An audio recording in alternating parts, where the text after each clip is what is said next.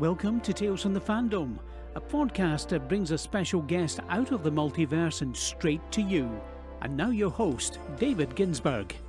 Hello, everybody, and welcome to the latest episode of Tales from the Fandom. Today, I am joined by LexiChu, aka Lexi, because that's what I'm going to call her throughout the episode. And I stumbled across Lexi on Instagram because of a wonderful cosplay photo of one of my favorite characters in She-Ra, Mermista. And I am so happy to have Lexi on the podcast today to talk about some of her fandoms. How are you doing today, Lexi? I'm good. Thank you for having me on. I am so excited to have you and have you as a guest. And just FYI for everybody listening, like we have been talking 30 minutes before we even sat down to actually record the episode because we just had so much fun. And now we're going to bring that fun to you, the listener. Cute. Dun dun dun. Dun, dun, dun. So one of the big fandoms that you are into, and you've told me that you have a number of stories to talk about, is the world of massive multiplayer online games, like MMO games, something like Ragnarok Online or World of Warcraft. What games do you got? Like, which games are you playing? Okay, so I actually had started out with Ragnarok Online when I was just a wee little baby player. I want to say I was like 14 or 15 when I started playing Ragnarok Online. So that was 2003, 2004. And so that was the first one. And I remember my friends trying to show me how to, because it was only in Korea at the time. So the only way we could get it was through, like, you know, when you get the kind of like shady download that from what was it called? It was like that old downloading program that you had to use like coding to actually download the game from. Yes. Yeah, I know what you're talking about. Yeah. And so they had to teach me how to actually download from there and then like kind of rip it onto my computer properly and then download all of the English translations from third parties before it came to it. This was before it came to America. And so that was like the first game that I started playing with. And then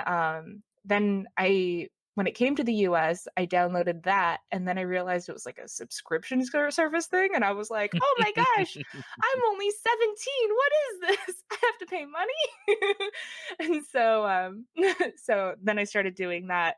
But then very soon after that was when World of Warcraft kind of reached its, I don't want to say peak, but like the first peak, because you know how World of Warcraft kind of had like multiple peaks. Yeah, it ebbs and flows. Yep. Yeah. So that was when the first peak kind of happened.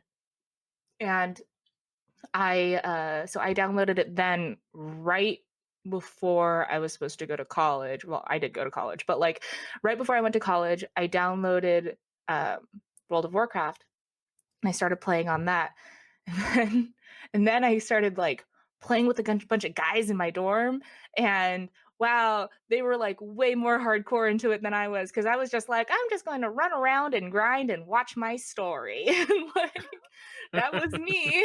Because like that's what I was used to with Ragnarok Online. Ragnarok Online, when it first started, was basically you just ran around and you killed a bunch of monsters and you gained experience. And if there was a quest, wow, were you lucky to find it? Because they didn't really have a lot of like quest things of like quest walkthroughs available online back then. And on Ragnarok Online, they actually didn't have that many quests end statement. So you were lucky if you were able to find any, like even without the walkthroughs or even with the walkthroughs. So I was just used to just running around doing whatever quests I found and then grinding until I leveled up. So that's what I did in World of Warcraft for a really, really, really long time. But I do have a special love specifically for World of Warcraft because that's kind of how my partner and I got together. Like, we didn't meet on World of Warcraft. So, like, when I was in college, I went to college in San Francisco, and I used to work at the Gap. And back then, hours were given to you based on how many Gap cards you can open up with customers. But I worked on, it was not fun. It was not fun. And I was like, you know, like a semi-decent looking female, like, on working on the men's floor. So of course I was going to abuse that because I needed money to survive in downtown San Francisco and go to college. Yep. So I would flirt my way to opening up Gap cards. not a very proud moment for me, but it got me money. And so I actually met my partner because he was buying something that day, and I like flirted so hard with him because I was like, oh my god, he's like so cute, and I can actually like, I'm okay with this. I could tell he's like super nerdy. And and the hook for it was when I said, do you want my World of Warcraft information? Oh my goodness. Dropping the World of Warcraft info right there. Like, For the peak, on the peak. It was like peak World of Warcraft. Like, it was so I knew he played. And he was just like, yes, I want your World of Warcraft information. So I wrote down my information, and like, of course I'm being kind of a mean person. So I kind of wrote it like really messily, and then I gave it to him and he gave me his. And then later that day, my friend came to me and she was like, I'm just so lonely. I need somebody to hang out with. And I was like, you know what? I got this guy's World of Warcraft information. I'm going to message him. We're going to go on a double date. I'm going to have him bring a friend. And so that's like that's how we got together, was because I wasn't going to give my number out. But like World of Warcraft, it's easy to like accept messages and then block them or something. right. But we messaged each other on World of Warcraft, and we actually messaged each other back and forth for like a couple hours. And then like 5 hours later, we were eating dinner together with my friend and his friend. And yeah, and now we're married. See, that is incredibly awesome. Hopefully, the Gap card got canceled. The Gap card, he actually did get the Gap card. And yeah, we actually paid, we like later on, it was like a whole journey with that. Like we like together we went through this and we paid it off and we canceled it and it didn't affect our credit. Yay! That's a victory story right there. But afterwards we actually started playing World of Warcraft pretty regularly together, and he got me to, I actually, as much as I played it, like I said, I did not play it effectively. Like looking back on it, I was like, oh my goodness, I could have done this way better. Like I can level faster on World of Warcraft now based off of my knowledge of how to like actually level on like current MMOs. But since I was just doing the grind, I only got to like level, I think with him, I got to level 60. But when we started going out, I think I was level 30. I want to say. So yeah, we did, like he helped get me pretty far in leveling, and then we both kind of dropped it at the same time because young couples, am I right? But yeah, and then I played Gears of War 2 for a while. I think I played for like, I got 4 characters maxed out on Gears of War 2, and then I just stopped playing because it was like I was just playing the same game over and over and over again, and then just doing different characters. So I kind of got bored of it, but also at the same time still loved the game. I did like the different what's it called? The different races that they had in there, like the Norns that were like super giant and they were cool and they looked like they could kick butt like super hard. I loved it. It was great. I definitely played Norns a lot. That's awesome. I don't think I've ever heard of Gears of War 2. I thought it was a shooter game. Maybe I'm mistaken. Dun dun dun. Oh my god, it was a shooter game. I'm thinking about Guild Wars 2. Guild Wars, okay. Awesome. Boom, boom, boom. Now, out of curiosity, because I've only played one MMO, and that was Star Wars Galaxies way back in like the 2004-ish time, 2005, so somewhere back there. Like that's my only one, and I played it because my friends were playing it, and it was Star Wars. Like it's up my alley. I never played any of the other MMOs. I've never been like, oh, let me try World of Warcraft, let me try EverQuest, let me try Guild Wars. Like none of them have ever like pulled to me. Like what was the draw for you for like Ragnarok or World of Warcraft to get into them? Okay, so I got into Ragnarok because the sprites were really cute. I actually every once in a while I do log on to Ragnarok Online, and I just like to look at my sprite, and Mhm. they're just really really cute sprites, and the art was really really nice. For Guild Wars, it was definitely the art had a really big pool. I like the kind of ink look that all of the artwork tends to have, where it's really really rough, like it's like a rough oil painting, or it's like rough ink work. Art really pulls me. For World of Warcraft, I want to say it was actually the cinematics. World of Okay. Warcraft like Blizzard cinematics are just kind of like they're always top tier for the time period. So that really reeled me in. A good cinematic is kind of my weak spot. I did play some what's it called? Like League of Legends. Yeah, the team-based like tactical Yeah. online games. Yeah. I don't like those. I think what I like about MMOs more than those is that unless I'm playing in a dungeon, which I only played with really, really close friends who understand me and really know how to talk to me and like know how to communicate well with me. With League of Legends, every once in a while you do have to kind of work with a random person, or like you have to work with strangers completely, and kind of not great. Every once in a while, like if you mess up, it's like all of us like, oh, you're the worst, and I'm like, oh no, please don't be like this. I'm just little old me. So yeah, like I think that's the reason why I prefer MMOs, is because I can solo and not have to worry about disappointing anyone else. That is one of the things that I enjoyed about Star Wars Galaxies, is that there were definite character styles where if I wanted to go harvest material and mine, like I could do that by Yeah. myself. I could, if I wanted to go do some missions, I could go do that and kill like the 100 little rabbit creatures and then come back and get my advancement. Good with that. If I wanted to just hang out at a cantina and play music all night and entertain people and give them their buffs before they go out on things, I could do that. Like that was what I really dug.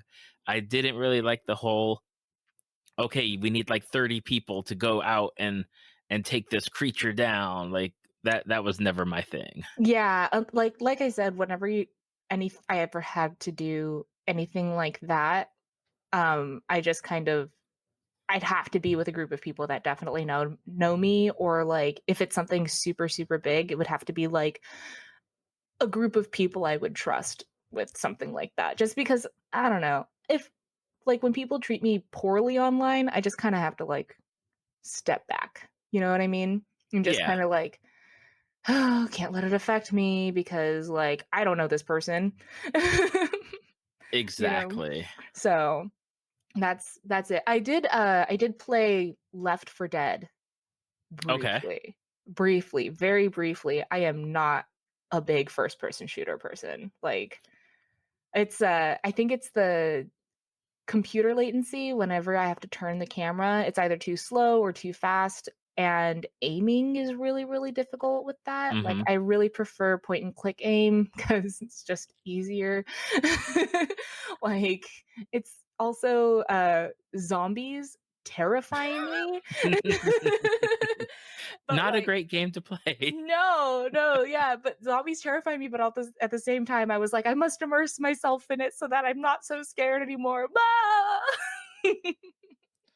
Exactly. Yeah, Oh you're my gonna good. find out, by the way, I have a while I have a big fear of zombies, I have like a weird obsession with zombies. Like, Obsessed but feared. I fear and respect the zombie. Now, are you still playing World of Warcraft? Or you've moved on to a different MMO now? Do you have time for MMOs now?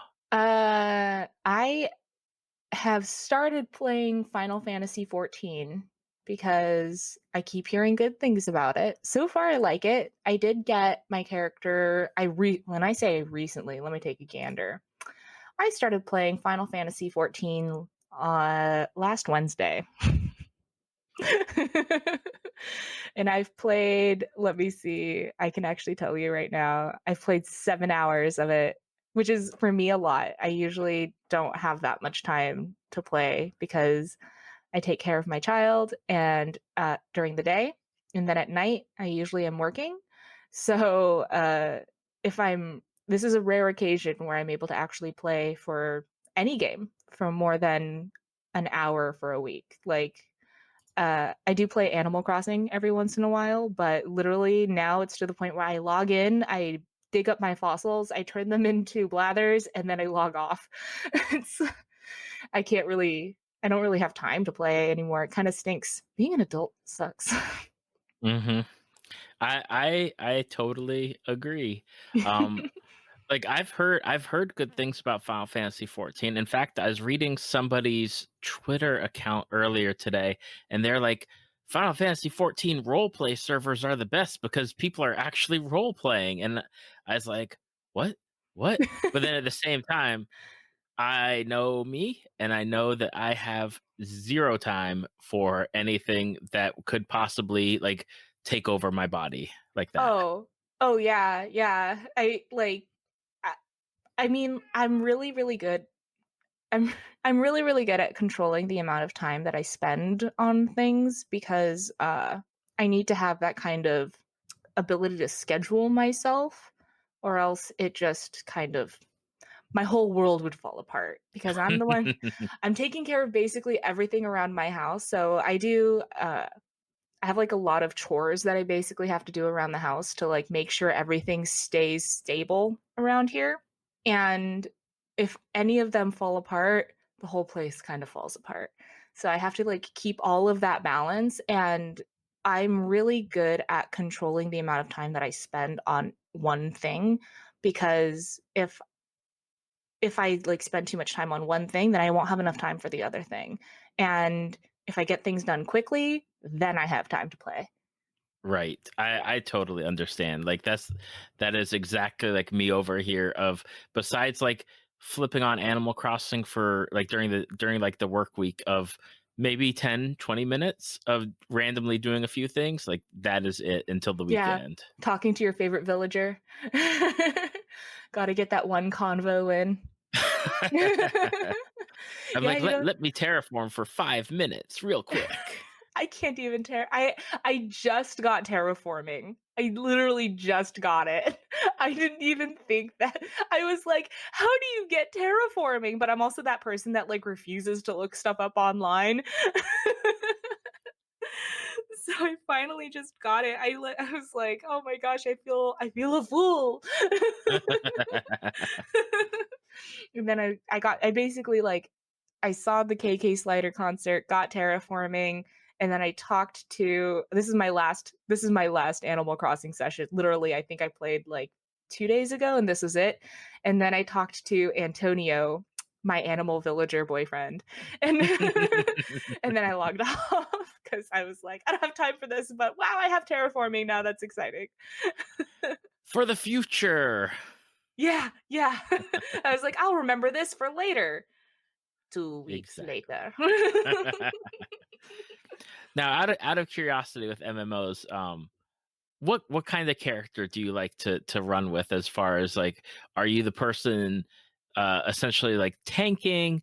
Are you the healer type person? Like what type of class like appeals to you?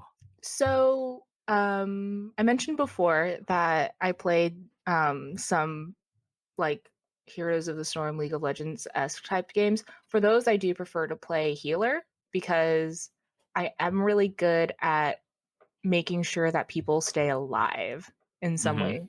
But for MMOs specifically, I like doing mage DPS, specifically fire Okay. damage.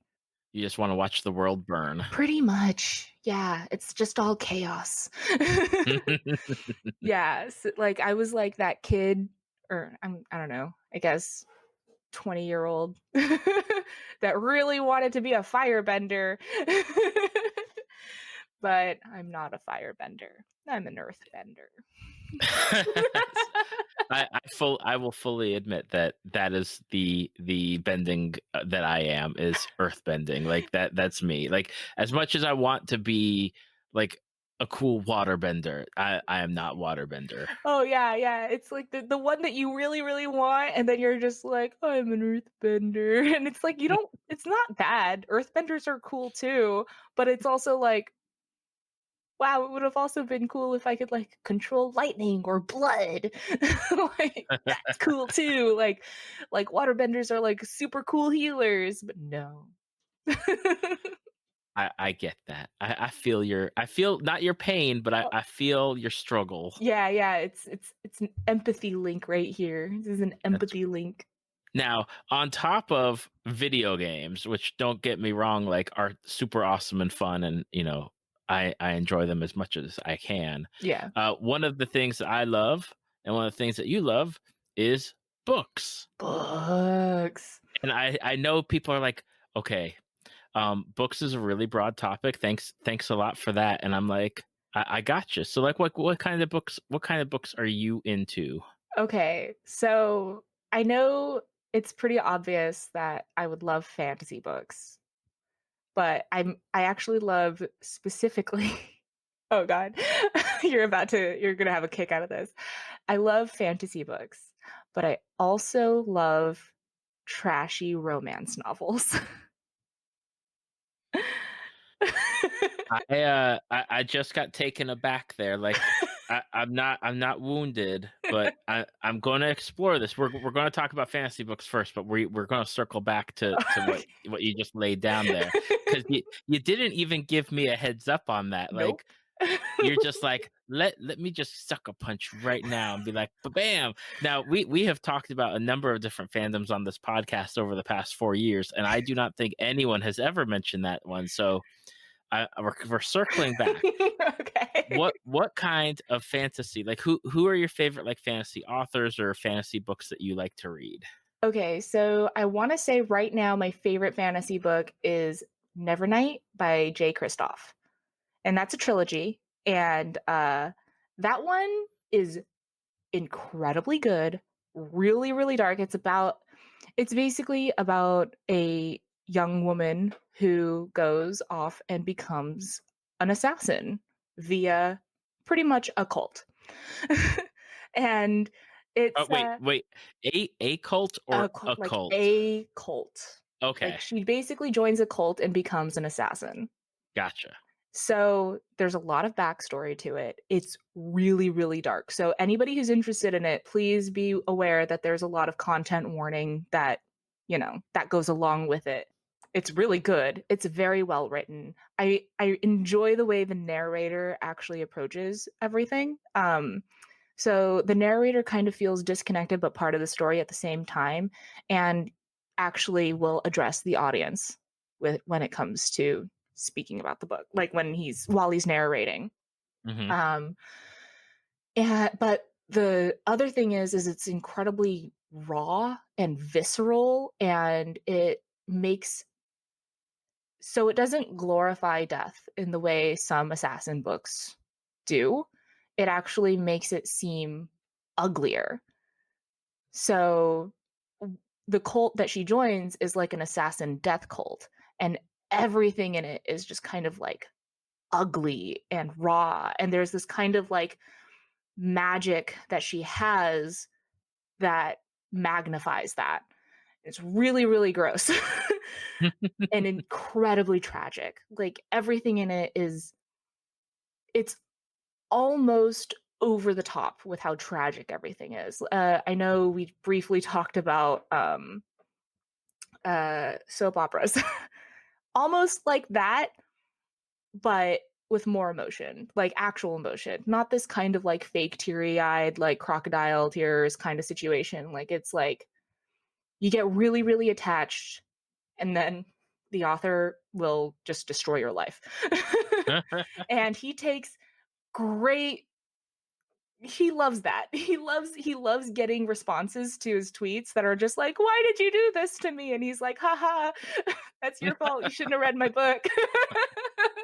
He's kind of mean. I love it. I also really like other fantasy books, like of course Way of Kings, which is written by Brandon Sanderson, who finished the Wheel of Time series after Robert Jordan died. So I love Way of Kings. I love The Emperor's Soul, which is actually a novella written by Sanderson, and The Rhythmatist and Elantris. So those are like my big Sanderson books. People will ask me, "Hey, why isn't Mistborn on there?" And it's because I hate the Mistborn series. So there they go on that one. It's not because of, like the actual writing's bad or the world's bad or the storytelling's bad. It's that I really don't like the main character. And that can be tough with a book series, like just having to struggle through if you don't like that main character. Like, Yeah. And the thing is that like it's not me not liking the main character because she's poorly written, poorly designed, but it's because he wrote her. She's a 17-year-old girl, and he wrote her like a 17-year-old girl. right. So yeah. I gotcha. I Yeah. gotcha. There's like no need to explain that further because people that are listening are like, I understand that. Oh yeah, not that there's anything wrong with 17-year-old girls. It's just that I was a 17-year-old girl, so I don't want that. But yeah, no, Elantris is like really, really good. Warbreaker is like one of his earlier books. Elantris and Warbreaker are kind of like the earlier books, and I feel like The Emperor's Soul was like right after them. There's kind of like a little bit of fine tuning that can go into both Warbreaker and Elantris, but they're still so good as single standing books that I love them. I've read them in paperback and I've listened to them on audiobook, and now I basically exclusively listen to books on audiobooks unless they're romance novels. Because I'll talk about that later. But yeah, when the narration, Sanderson has a habit of using Michael Kramer as his narrator. Very, very good narrator. And he has a very specific way of speaking with each character. Like, he attaches character tropes to his voice. You know what I mean? So Yeah. big-eyed hero has a certain voice. Like grizzled learned old man has a certain voice, and like know-it-all girl has a certain voice. You know what I mean? Like they all have like every single trope he has an attachment to. So it's really easy to kind of like discern who's speaking, even if there isn't an indicator exactly who is speaking. Right. Yeah. Like, and that's always a good thing, is having somebody that can do like at least the primary characters' voices. Yeah. So I really, really love the narrator that Sanderson chose for his audiobooks. But then like his actual writing has a really good way of just pulling you in, and he has such a developed world. His lore behind his whole world and the way all of his books are interconnected in some way, shape, or form is just really fine-tuned and very well done. I have to say there's some inconsistencies with a couple of things, but you have to like be really, really into it to notice it. And they are only in his earlier works when he was still developing everything. And that's understandable, because as you're progressing through, things change, and sometimes you can't have all the threads connect. Yeah, exactly. It's like sometimes there are things where you're like, that was a little weak. I could do better. Exactly. I do want to ask you about the Nevernight book, because Yeah. I've not heard about it. When I was reading over the email that you had sent me over, like with all your fandoms that you're into, it caught my attention, and I was curious, how did you come across that book? Okay, so the you're gonna notice a trend. The art for the Nevernight book is actually drawn by Jason Chan, the American art. And I saw it because it was like in a big hardcover book at the bookstore right when it came out. So I was walking by and I saw the art and I was like, Mitch, my partner, I said, Mitch, I'm pretty sure that is Jason Chan art. And he said, yeah, I'm pretty sure that's Jason Chan art too. And he picked it up and he flipped through it and he goes, yeah, that's Jason Chan art. And I was like, okay, I really like Jason Chan. And this looks like a really cool book. And then I read the back of it and I was like, okay, I see you. I see you, Nevernight by Jay Kristoff. And it's actually, I then introduced it. I started listening to the audiobook because that was when I used to work at a fashion company. And so I started listening to it there, and then I stopped and I introduced it to my book club. And then we all at that book club, we listened to audiobooks. So then we started listening to it there, and then we just kind of fell into that fandom. we went in deep. Every single person at the book club loved that book, even with all of the trigger warnings that I included with it. Like, every single one of us loved it. That is awesome. Yeah. It's such like, it's always one of those things, and especially at bookstores, you see like the cover art and you're like, oh yeah, that looks so awesome, and then you get the book and you're like, oh, the cover art suckered me in, and now I've got like a $20 book and I don't want to finish it. Yeah, there's a book that I like sought out because of the cover art, and then like and then I started reading it and I was like, oh, never mind. Like, okay, I know you want to do this later, but I just have to mention it. It's the same thing with romance books though. So there's like certain romance tropes that I really, really love. And there was one that was like, he's a nerdy guy and she's a nerdy girl, and they were friends before, but then he has to become hot to like pretend that he's her boyfriend, and then they fall in love. And I was like, yes, that 100%. I'm into that. That's my type.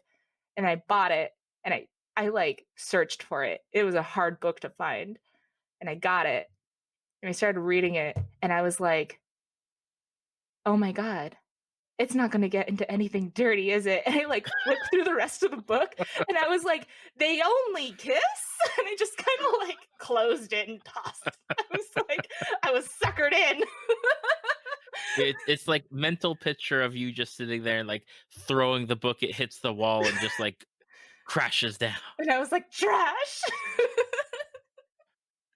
Absolute garbage. Now, out of curiosity, what is it with audiobooks? Because I know a lot of people that listen to audiobooks either do it in the car, or they have jobs where they are able to just have headphones on and do their work and listen. Is that something up for you, or is there a different reason for you in audiobooks? Well, I work with my hands, so it's really just easy for me to listen to an audiobook or a podcast and work. Like, and I don't really have to think too hard. If I do have to think too hard, I have to pause it because I'm running numbers in my head and I'm not really paying attention. Mm-hmm. But yeah, no, audiobooks for me are kind of essential for even getting any kind of book into my life, because I don't have enough time anymore to just like sit down and read a book, like as much as I'd love to, because who doesn't want to do that? Right. Like, I don't have that time. I'm taking care of my partner, I'm taking care of my kid, I'm making cosplay, I'm working on cosplay commissions, I'm like taking care of my house, taking care of my cat, taking care of my dog. I'm also trying to also have a social life on top of all of that, because I still play D&D twice a week on top of all of that, and I think I average sleep like 4 to 3 hours a day. Yeah. Yeah, so audiobooks makes it so that I can actually still have the thing that I love in my life without having to take anything else out. Right. It's multitasking. Yeah, you can do stuff with your hands and listen to something, and you could even be walking around while you're doing that. Yeah. Yeah, so it's like I can mow the lawn and listen to an audiobook, or like I can help take care of the garden, listen to an audiobook. I can fold laundry, listen to an audiobook. I can work on my cosplay and listen to an audiobook.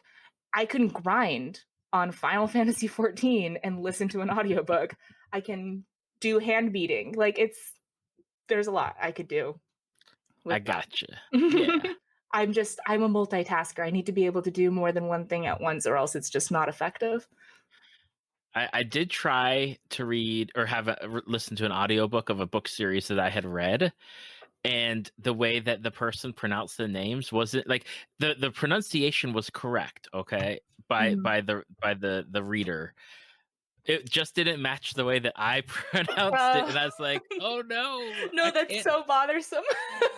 I can't blend the two. Like, I know what he's saying is right because the author told him how to pronounce it, but it's just not been how I do it." Or the voices when I'm like, that doesn't sound like how that character should sound at all, but it is what Yeah, it is. that's why I really actually like Michael Kramer's for all of Sanderson's stuff, because his voice is like the smooth intonations of wind through a mountain, and I'm like, ooh, yes, you got me. He has like I said, very good. Like I also am very picky with voices. There was actually a book that I read when I was younger, and I listened to the audio book for it when I got older, and it wasn't that the narrator was bad, it's just that she did one specific voice in such an irritating way that I just couldn't even finish it. And it was a book I I loved. understand. Really, a book I really, really loved. And that was kind of heartbreaking. Now let's talk about the black sheep that you threw at me Oh here, no. which which is your trashy romance novels. Oh Which no. I'm not number one. I'm not going to say like I begrudge people for reading them because it's not my thing. Like, granted, I'm sure I've read a number of things that people would be like, oh, how dare you read something like that? It's like, okay, but what is it about trashy romance novels? Oh, they're just fun. They're like McDonald's of books. It's just absolute garbage that you're just like putting into your body. Like, not that they're poorly written. There's some that are really, really well written from a romance perspective. And there are some that have like better characters than some fantasy that I've read. It's just kind of like it's just interesting and fun. I have a specific type. I prefer historical romances because they're just more fun. And yeah, like they're just fun. It's just I can read one romance book in about 3 hours, Hmm. and just like there it's done. I could put it down, and there's no like there's nothing complicated about it. There's no like evil wizard with like a really, really overly complicated plan that the hero is trying to go around. It's literally just like man meets woman, or woman meets woman, or man meets man, and then they fall in love. It's nice. It's just nice to have that kind of simplicity. Especially, you just heard how overly complicated my life is. Like, Right. with all of that, it's just nice to have something really, really simple where I know the ending's going to be happy. I like to think of that as like surface level, like enjoyment. Like, you're just right on the surface. You're just floating along, and you don't have to swim, you don't have to dive down. It's just you're right on top, just relaxing with something that's just super easy. Yeah, yeah. I want to compare it to like cell phone games. Yeah. Like a really simple cell phone game. Like any of the gotcha type cell phone game, like anything like that, nothing too deep, nothing overly complicated. It does have like a little tweak here and there that makes it just a little bit different, and it's perfect. Like it's the best. I feel like that's like the best comparison to it for people who like, who aren't into romance books in that way. Now, how do you seek them out? Like, are you actively looking? Like, getting recommendations for these books? Are you looking at the covers and you're hoping that what's inside is good? Well, you heard about the disappointment for that other one. I usually have there's like 4 authors I really, really like. And then I go off of either their recommendations, I go off of like what I know I'm kind of into, but every once in a while I do like to try to throw something in different because who knows what if I like it? I don't know. Um Right. there's also a bookstore in LA. I don't live in LA anymore, but I used to live in LA. There's a bookstore in LA in Culver City called The Ripped Bodice, and that is a all romance bookstore, and it's like LGBTQ friendly, and it's really, really cool. It has like a really nice setup, and they have like this used book section upstairs that's like a nice layout. It's aesthetically pleasing in there as well because it's in LA. But I whenever I go to LA to visit my friends or my family, before all of this, I would at least try to stop by there once and see what they have and see if there's anything new because they have like really, really great recommendations from their staff. And that is like the one thing that I love is walking into a bookstore where they have recommendations from the people working there that have read the books. Oh yeah, yeah. Actually, for newer fantasy books, there's a small bookstore near me it's like a used bookstore, but it also has comic books, board games, miniatures, um, and like like manuals and stuff like that, RPG manuals. And but they have like a massive comic books and fantasy section, and they always have like at least I want to say 20 new book recommendations up every week.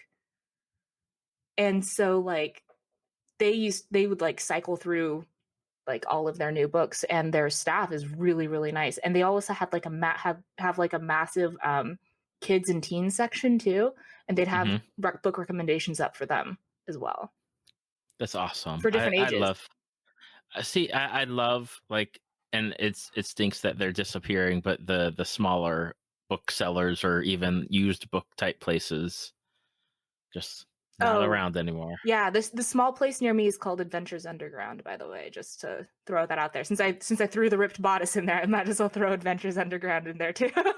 Yeah, gotta shout everybody out. Shout out.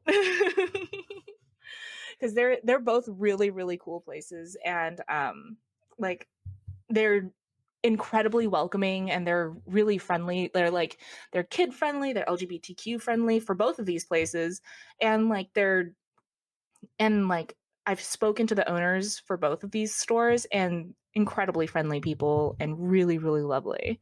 That's always a good thing. Yeah, it's really nice, especially since Adventures Underground has like a back room. It's gonna sound weird, but like they have like it's like they have like a back room with like a bunch of tables, and then they have games like board games that you can try, and you can try them out, and then like if you like it, you can like buy the game at the front of the store. That is really awesome. I love things like that. Yeah. Like, and I know that that's a new trend or a recent trend with like bars where you can like bars and board games or bars and video games and bars and role playing games. And Oh yeah, yeah. Like I actually wish that when I had the time to actually play board games when I was younger, I wish that I had access to a bar and board game thing. Except like the only board game I've ever really played was Arkham Asylum. ooh, I don't Arkham Horror or Arkham is it Arkham? I think it's Arkham Horror. I don't know. Yeah, I okay. can't see the box from It's here. the one that takes like hours to play It and took like you're going 8 through hours portals to and stuff. play. Yes, Arkham Horror. Yeah, I it's Arkham Horror. that's the game that we always like whenever I get the chance to play it is like, okay, this is the game where each of us is just screwing each other of us over because you got to pull a card at the end of your turn and be like, what worse thing can happen now? What even Yeah. worse thing? And it's like usually you don't win. Like I think I've played 9 or 10 times, and I think I have been a part of a winning group once. Oh man. I've played like probably 9 or 10 times also. And I think we've only ever finished the game once. Like, does that count? I would say it counts because I know at a certain point, like one of my friends' wives was like, "Yeah, I don't play that game anymore." Like she just is like, "No, no, Yeah, thank you." it's a lot. You need, and like one of my friends, he said, he was like, "Yeah, I played this game by myself once," and I was like, "You played it by yourself? Are you okay?" Like, do you want to hang out sometime? Like, That is one game that would benefit from an online version where the computer handles like all of the crazy stuff, and you're just like, "Okay, tell me what I got to do." the rules for it are just so intense. Yeah, They're just, there's a lot. Like, it's a lot of little minute rules that change the whole thing. indeed, indeed. Now through our conversation, you've sprinkled a fandom here or there, and you talked about it before we started recording. That is like a low key, like you keep it down on the down low type thing. That you are into tabletop role playing games. I am actually. I really enjoy, of course, D&D. It's like a really big basic, but I started off with Pathfinder. And so Pathfinder's kind of like, have you played Pathfinder? I have, because I played it because people didn't like the fourth edition of Dungeons and Dragons, and Pathfinder was like a step between D&D 3.5 and D&D 4, and so yes, I needless to say, yes, I have played it. Okay, so you It's very understand. number crunchy. Yes. I started playing with Pathfinder. And do you remember what classes are the most difficult classes to start with Pathfinder or D&D? Well, it's probably the classes that I try never to play, which are anything dealing with magic. Perfect. I started out as a sorcerer. Welcome to number crunching 101. Yeah, because people did not tell me that that was the most difficult one to start out with, or like druids are technically the most difficult one, but sorcerers and wizards were like real close behind. Sorcerers less bad. And so they had me start out with a sorcerer. Guess who can only play magic classes now because I don't understand fighting classes? What? Yeah, I've played, let me see. I actually have my, oh my god. Wow. I just want to say that's like a trial by fire there of welcome to tabletop role playing. We're going to have you play like one of the hardest type of classes to play in Pathfinder, which is super number crunchy. You just said a pun because I specifically played a fire sorcerer. Yay. So I actually have it right in front of me because I keep everything in a folder that is right next to me at all times. I played a fire sorcerer human with dragon blood in him. Woo! So I've played, let me count. In my time of playing Pathfinder, I played 7 sorcerers. Oh my gosh. They all had different builds. They were all different races, all different genders, and all different ages. I've played 1 rogue, and actually, this is for an idea for everybody out there. The 1 rogue I played pretended to be a sorcerer, but all of their points were in charisma.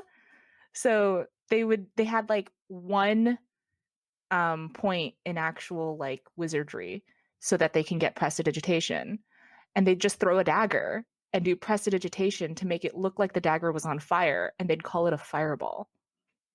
That is hilarious. And she was also old, so she was like 80. She was like a human 80 years old, could barely stand up straight, but like since she had such maxed out charisma, she could just like do anything she wanted. I love it. So I love it. highly suggested, very fun character to play. But I've recently branched out. I've made a paladin, which is still magic, kind of, and a bard. which is still magic. Yep. So those are like my main characters. Oh, in Pathfinder, I did play a witch, which Okay. was very, very fun. Very, very fun. Playing witches, very fun. Because they can cast a hex while they're cackling. Like they have like a hex called cackle. So basically I would just have her laugh and then cast spells. And then That's people are scared awesome. of her. Yeah. People would have like, I think it was like they either had disadvantage or they were frightened of her. I haven't played her in years, but like witches on Pathfinder, very, very fun. And my D&D group last night actually started doing this thing where we're playing it started out as a one shot, but now it's going to become a thing where we just make like a level 20 throwaway character, and we just go through this incredibly difficult labyrinth and we fight each other and we fight things that our DM throws at us.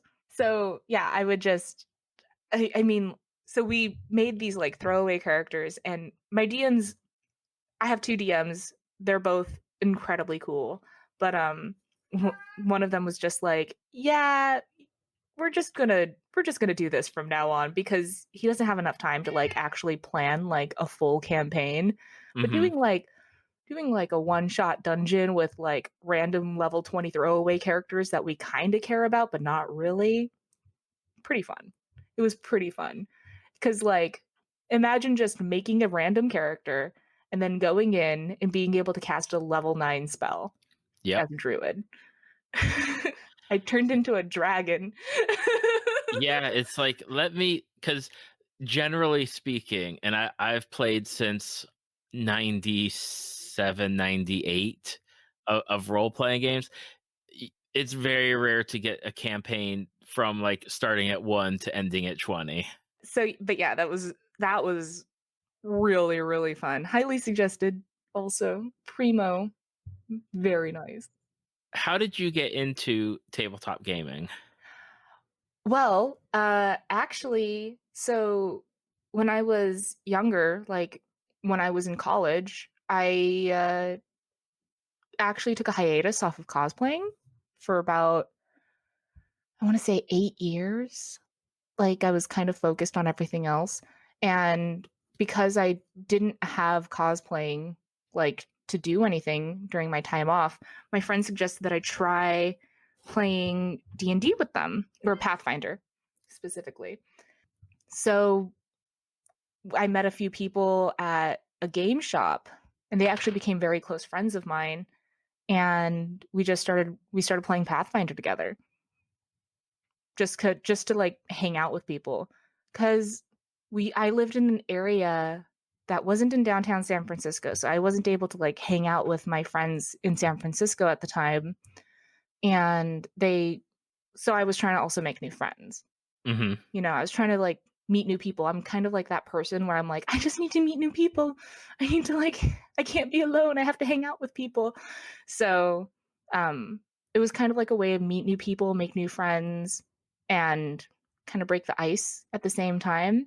So yeah, I kind of joined their group with my partner. Gotcha. Yeah. So, you know, my partner and I just kind of played, and then we played D&D for like regularly for about 6 years, and then recently, because of quarantine, I started playing D&D with my friends online. Yeah, Which is nice. It's very, very nice doing that. That is nice, because you know, a lot of the stuff is handled for you. All you gotta do is like roll the virtual dice and be like, okay, everything's added up for me. I don't need to keep track of stuff and mark Yeah. it off. And Yeah, and especially since we're doing 5e right now, but we're looking into trying different things. We have tried Werewolf the Forsaken okay, and Vampire the Masquerade, like that whole grouping, and I really enjoyed that. I also tried the Warhammer 40K tabletop role playing game, and I really, really liked that, which is weird because I don't usually go for sci-fi things very often. Like that's just not the thing I'm attracted to. So, but the Warhammer 40K tabletop role-playing game was very fun. Very, very fun. I do not know much about that. I'm familiar with it as like the miniature game that you'd see people playing at game stores, but Yeah. I don't Yeah. know much about the tabletop game. I am familiar with like the vampire and werewolf type stuff, not the newer ones, but like back in the late 90s and early 2000s, like that was my favorite game. And you know, it's not just favorite game, but the favorite group that I had ever. Like I always look back on those memories as I really love that game and I love the people I played with. Yeah, yeah. There was something really fun about it, especially since Werewolf the Forsaken, we based it off of the map off of the area we lived in. Hmm. So that was really fun being able to like reference bars that we've gone to or like grocery stores we've gone to. My character was a werewolf and I made the mistake of making him incredibly tall and handsome. And unfortunately, that also meant that people would notice him because he's a tall and handsome man. Yes. Like, Yep. so we weren't able to get away with a lot. My bad. We kept getting in trouble. So you love playing sorcerers. You got a number of different systems that you're trying out. Um, is there something that you've not tackled that you're like, dang, I either want to try this, like either it's a game or try a character that you've never had the opportunity to try before? Up until yesterday, I really wanted to try a druid, but then I made that level 20 druid. So I got that under my belt. I'm trying to think. I have tried playing tanks before. I'm not really good at pulling aggro for tanks. I pretty much am good at like trying things at least once. Like you know how I said that I don't really like first person shooters? Yes. I mean like we've all tried Overwatch. You know, like I've played Overwatch. I've played I try to have try a very wide variety of things because I'm never ever sure of whether or not I'd actually like or dislike something unless I try it, you know? I feel like people who make that distinction without actually doing it, it's they're kind of hobbling themselves. Like for example, I've never played Carcassonne before, and Right. I generally am not the kind of person who really enjoys like managing inventory and things like that. Hmm. But I'm still gonna play it. Like I'm still gonna play Carcassonne because it's a classic. And it's a classic for a reason. It's there's a whole reason why people enjoy it. So why not try it? And then I tried it. Turns out I liked it a lot. So it's like that. And then there's like a an MMO from a long while ago. It was a free MMO called Silk Road Online. And I was like, okay, I'm going to try it because it's free and I'm a poor college student. So I tried it and I hated it, even though it had like a lot of similarities to both Ragnarok Online and Final Fantasy 14. Now that I know what Final Fantasy 14 is like. So like even though it's kind of like a weird mix in between, it was kind of like it doesn't exist anymore, but even though it was kind of like a weird mix between those two, like I still didn't like it. And it was probably because of either map layout or like I don't know what. There was just something I didn't really care about for with when it came to that. I do tend to try things at least once just to make sure that I don't actually like it. You know what I mean? Oh yeah. I mean that's the whole thing is whether it's like video games and you're like, you know, this doesn't appeal to me, then you play and you're like, oh, I love it. Yeah, like, Yeah. oh yeah. Yeah, like okay, so for example, I told you I'm not like huge into sci-fi games, right? Right. And I don't like first person shooters. I really like Destiny 2. I've heard very good things about that game series. Yeah, it has really really cool like character design. I play it on PlayStation. I think it's that helps make it easier for me maybe, but yeah, I really really like Destiny 2. So it's good to have. I think maybe that's the reason why I have such a wide variety of things, is because I'm willing to try everything once when it comes to Mhm. fandom stuff, because it's like, why not? Who's it hurting?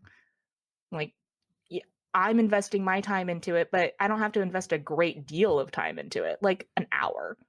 That's not going to hurt me. Exactly. Or, trying a game system out, especially if it's an easier to learn, like, tabletop game system. And not all of them are, but some of them are, and you can try them out in a game or two and be like, this isn't really working for me. Yeah. I recently did try a tabletop game that I ended up not caring for. And it wasn't because of the system itself. It was like it was kind of the system. It was like the classes were kind of blurred in a weird way, and I knew it was on purpose, but it just didn't vibe with me. Yeah, I understand. You just gotta keep everyone try stuff out and see what sticks. Like, I will never. I take it back. I'm not gonna say I will never, but I will most likely not play a wizard, a sorcerer, or a warlock in tabletop role playing games. And I will most likely do that. Yes, and for me, I would say thank you for taking that bullet. Oh man, yeah, it's such a difficult bullet for me to take. It's so rough. And what do you like to play? Do you like to Ooh, tank? I love playing like fighters, or on the flip side, I'll play like rogues. So it's either like a fighter roguey type character is Oh, what I you generally go for. you could play the old lady with maxed charisma that tricks people into thinking that she's a magic user when you're actually There just we go. throwing daggers. I mean, like, it's like the same thing. You're a magic user at that point, right? In my head, I am. Yeah, it counts. I'm counting that. Now, the way and I started off saying how I originally found you was through Instagram and finding your awesome Mermista cosplay on there. Hmm. And we're wrapping this up with a talk about cosplay. And always the first question is how did you get into cosplay? Well, I'm pretty sure before we started recording, I mentioned to you that my grandmother sat me down when I was 5 and taught me how to crochet Yes. to get me out of her hair because, grandmothers. And well, she also taught me how to sew when I was 12. I was 12 when she taught me how to sew. And that was like right before the 8th grade school dance, like, what was it? The Halloween dance. So at the time, my friends were really into Final Fantasy VIII. So the first thing I actually sewed was a cosplay, Fujin from Final Fantasy VIII. I don't know if you remember or if you played Final Fantasy VIII, but that I was did my not. first cosplay. And so then after that, I made a Ren Fair costume with my grandmother. And after that, it just kind of took off from there. So it started when I was 12. Wow, that was 20 years ago. Oh. And I just like felt my soul leave my body. And, and so um and so yeah, that's when I started. And then when I went into college, I actually went to college for graphic design. And I switched from graphic design into fashion because my roommate was like, "You're sewing like all the time. You're in the wrong major." So she like forced me to take a couple of fashion classes, and I ended up just switching my major over to fashion. So I switched my major over to fashion, and from there I just kind of like, I told you I stopped cosplaying for a while, but that didn't mean that I stopped doing cosplay related things. So I actually ended up working. I did not end up graduating for fashion because art school is expensive. Yes.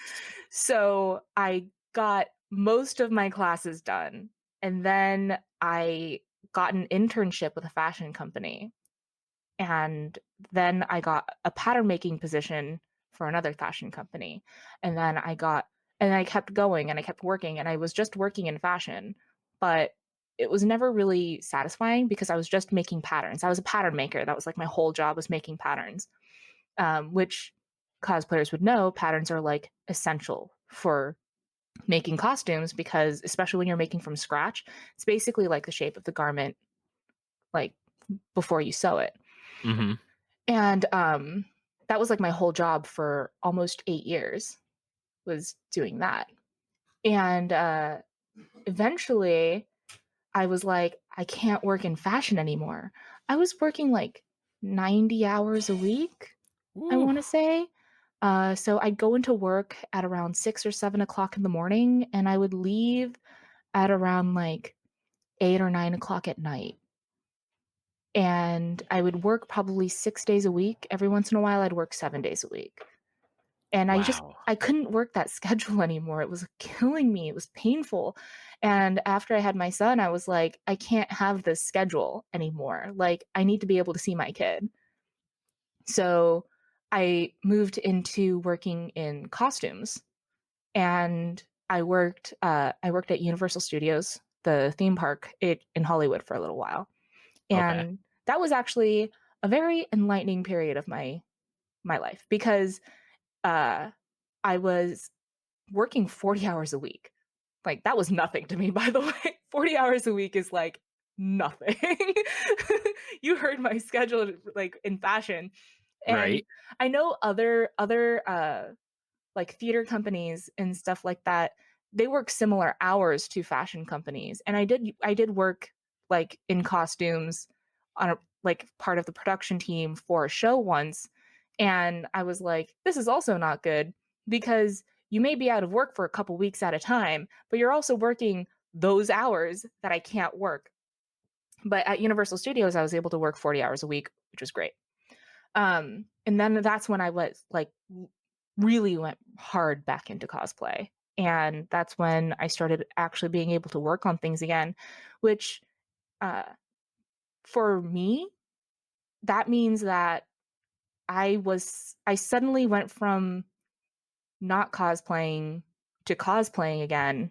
And there's this weird period of darkness in that life. It's weird because when you look at the last costume that I made for myself, and then the next costume I made for myself after that, the difference is insane. Like, it's like such a big difference, because there was so much growth that happened between then, where I learned so much about making patterns and creating and like approaching a design that I didn't have before.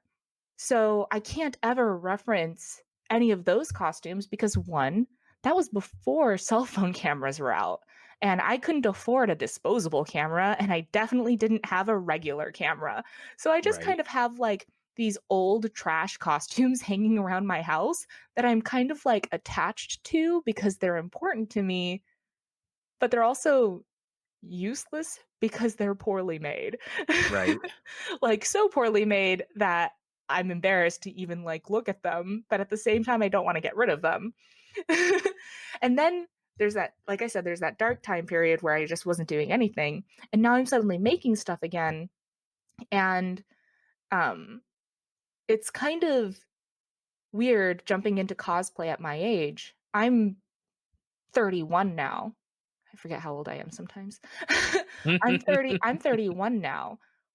But in the cosplay world, you're either, if you're that age, you're either doing something with that, or you're winding down and doing less cosplay, or you've made your career in it somehow, but I'm just starting.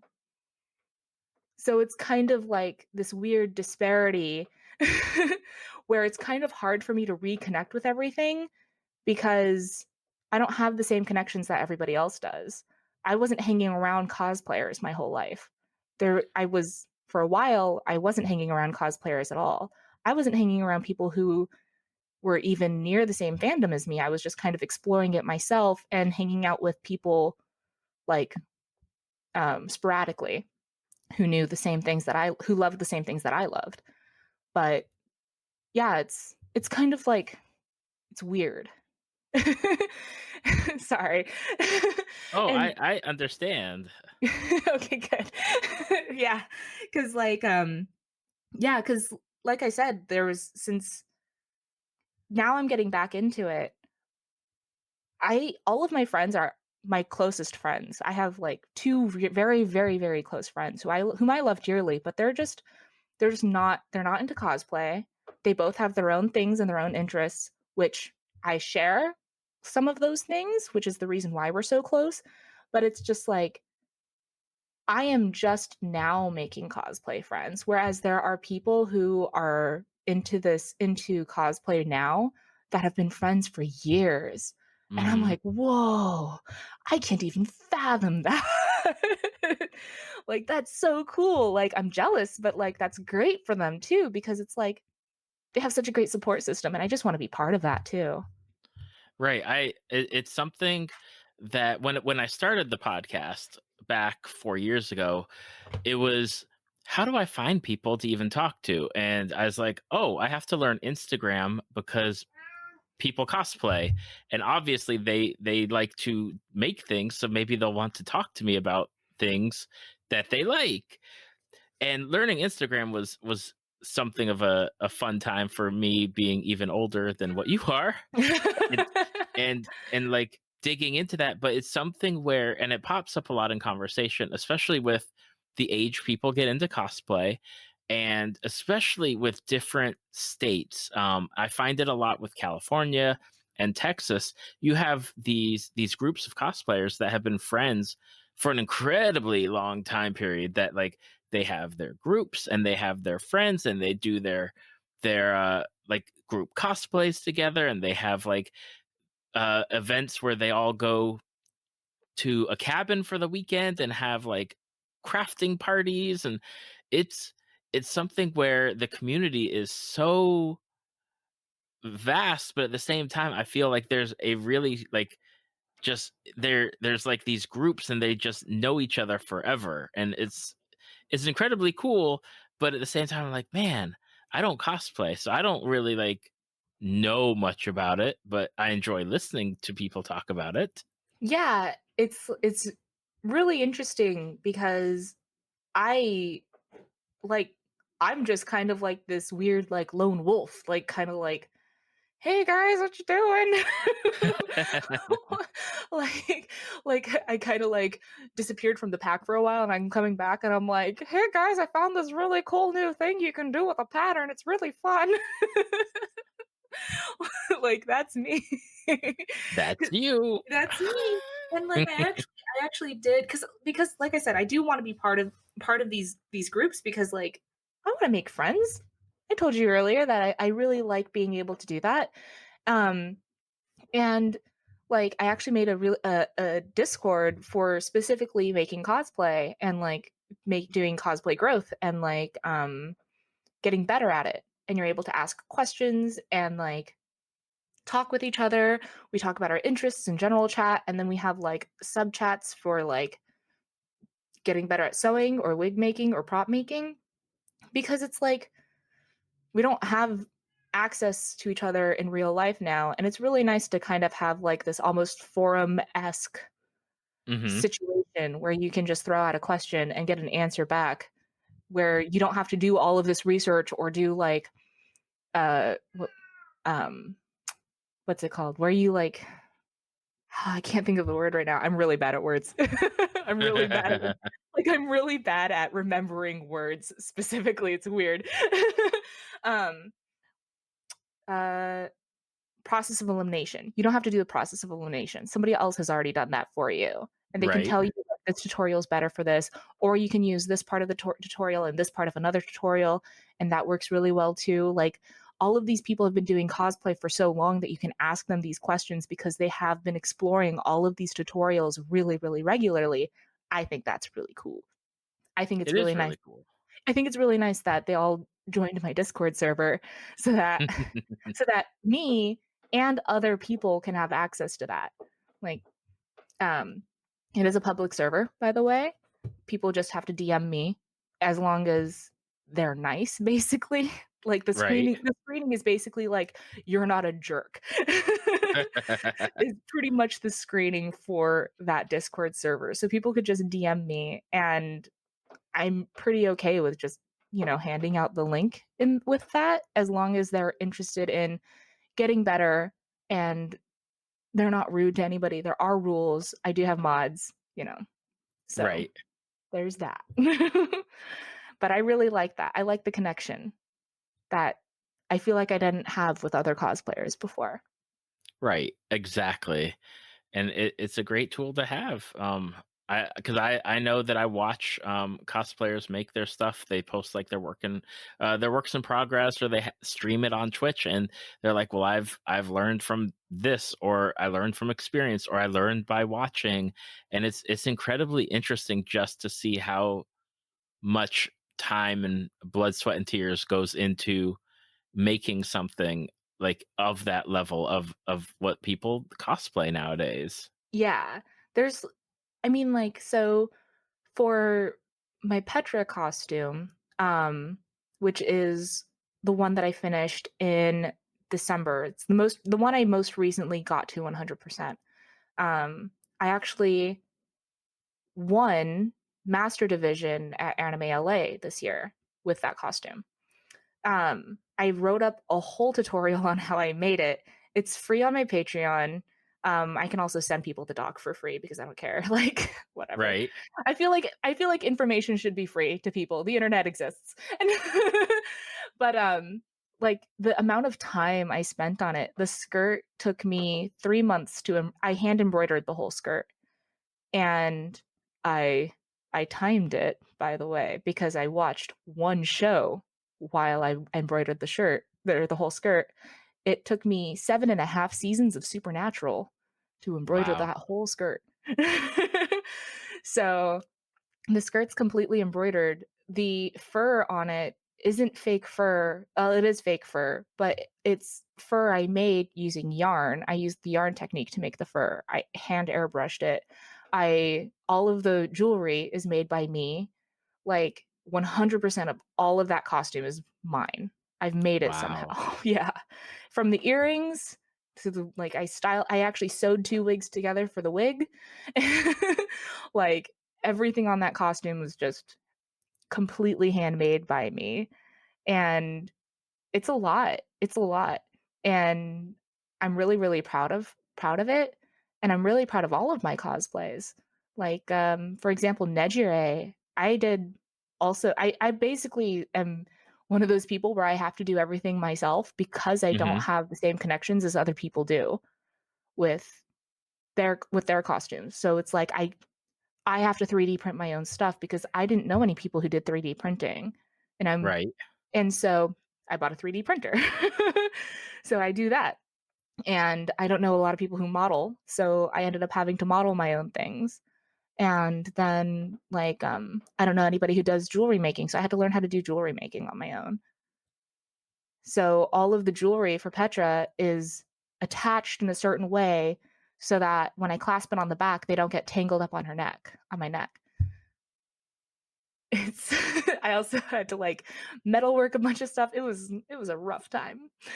But Nejire is also one of those ones where um I put a lot of really hard work into her, even though she was kind of she was a rushed cosplay. I still put a lot of work into her. I'm very proud of her. And I really enjoy how she turned out. I feel like the big thing right now is that a lot of the stuff that I'm the most proud of, I feel like sometimes gets a little overlooked because I'm really bad at taking pictures of my costumes. Gotcha. Yeah. Like Mermista, I have the most photos of. But I also have Chompette, and I'm really proud of how Chompette turned out. And I have 3 photos of her. And you can't even see the hem of the skirt. And she has it's called a shark bite hem. And so there's a specific hem on her skirt that's really, really cute. You can't even see it.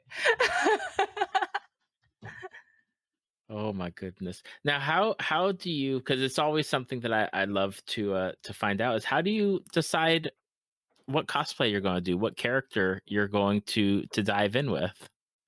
Well, with Petra, I actually I couldn't actually afford the Fire Emblem Three Houses game when it came out, but I did watch the Crimson Flower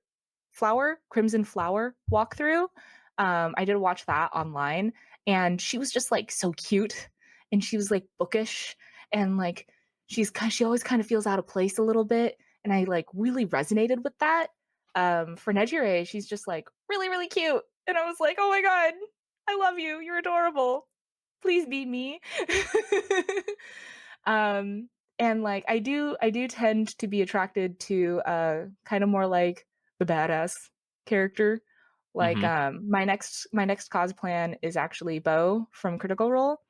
So yeah, there's like that type also. My next one that I'm also working on is Catherine from Fire Emblem Three Houses. They kind of have like a similar dynamic in terms of like, yeah, I'm kind of funny, but I'm also a cool like I'm a cool fighter. I can do this.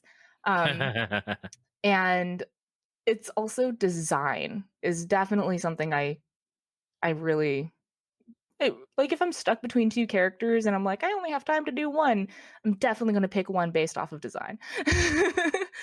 Like, for example, I really like Blather's design in Animal Crossing. I think he's really, really cool. So I actually, I'm making his costume right now, and I'm doing it based off of like an ill-fitted suit. So I kind of like purposefully made things not fit perfectly, and like, you know, Blathers like. So yeah, design, personality. I do have like different personality quirks I very much enjoy, and whatever I'm interested in too. Because like I said, I really like characters if they resonate with me in a certain way. So for Petra, she really likes books and she's a cool fighter. Like, come on, my heart. My heart.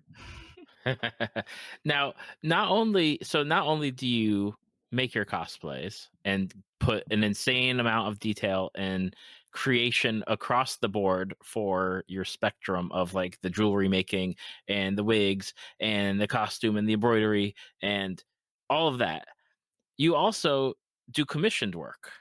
Yes, I do actually. My biggest commission list so far has been for spandex projects. I'm really comfortable doing anything in spandex because it's so forgiving. It really is. It's like when it fits across the body and it's done well, it's perfect. I mean, like my most recent commission was a Katja bodysuit, and it looked great on my commissioner. She looked lovely. But I also am very comfortable doing suits, jackets, coats, anything like that. I mean, I'm pretty comfortable doing almost anything except for corsetry and armor making. Oh, wait, actually, corsetry, armor making, and wigs are the ones where I'm like, maybe somebody else.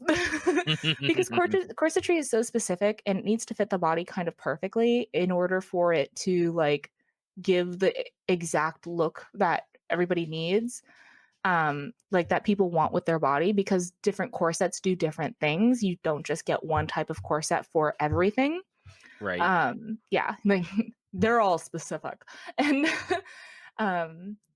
and armor making is something I am only recently getting into. I don't know if you've seen it. I did make Oriel from Heroes of the Storm / Diablo 3. And that was my first armor project. And then my second armor project that I made was Petra's breastplate. So armor's not my forte, but everything else I am legitimately happy to do for people. And They can contact me, they can message me, they can DM me, they can email me at lexichu.cosplay@gmail.com. And see, I was just about to say, like, because we're probably like way over time.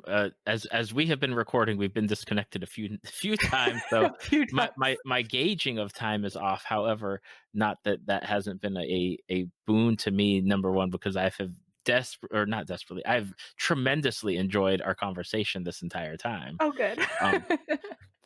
But I was going to say, for people that are interested in commissioning you or just finding you out there on the internet to give you a follow, like check out your Instagram or check out whatever else that you've got going on, what are the best places to do so?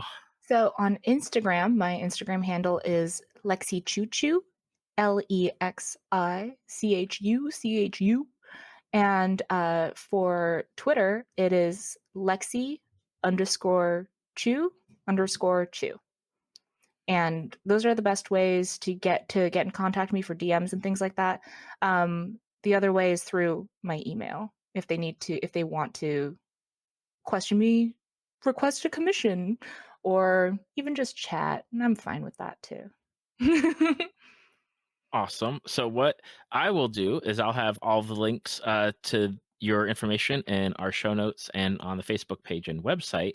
So that way, if you are listening and you want a commission, or you would like to join the Discord, or you just want to follow Lexi across the social medias, you can definitely just click on it and it'll take you there to hopefully like get you started in the path of following Lexi. And I want to say, Lexi, that I have had like I said, a wonderful time getting to chat with you today about your number of fandoms, and I'm putting that book on the list as in a few minutes after we finish wrapping up here. Yeah, because I want to read that book, and and there's so much other stuff that I was really happy and just enjoyed having our conversation today. Oh, I'm glad. Yeah, that book is, your mind's gonna be blown. I do want to say thank you for taking the time out of your schedule to talk with me. Yeah, of course. Thank you for inviting me onto your show.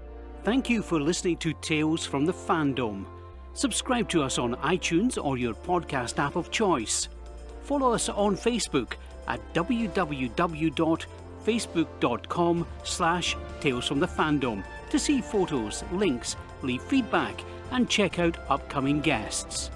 If you'd like to be a guest, email David at talesfromthefandom@gmail.com.